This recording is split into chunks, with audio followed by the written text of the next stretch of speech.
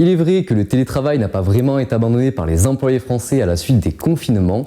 Malgré ça, en novembre dernier, seulement 21% des salariés ont eu un jour de télétravail dans la semaine.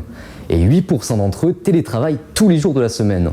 Quant aux entreprises, elles ne sont plus que 10% à imposer un jour de télétravail dans la semaine. L'arrivée de la 5e vague en France incite au retour du télétravail plus rapidement que prévu.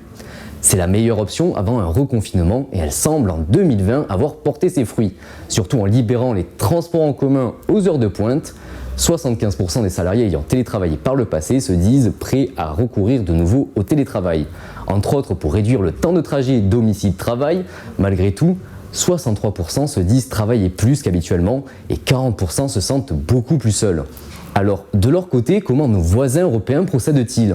Dans la plupart des pays européens, il n'est pas obligatoire mais fortement recommandé. Cependant, quelques pays ont sauté le pas du télétravail obligatoire. En Belgique, le Premier ministre Alexander De Croo a annoncé depuis novembre dernier que le télétravail est obligatoire pour les emplois qui le permettent.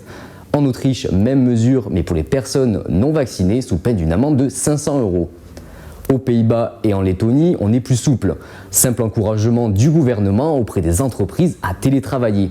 Cependant, la Lettonie durcit le ton avec un taux de vaccination le plus bas d'Europe. Elle met en place une réglementation donnant la possibilité à des salariés non vaccinés d'être exclus sans passer par la case télétravail.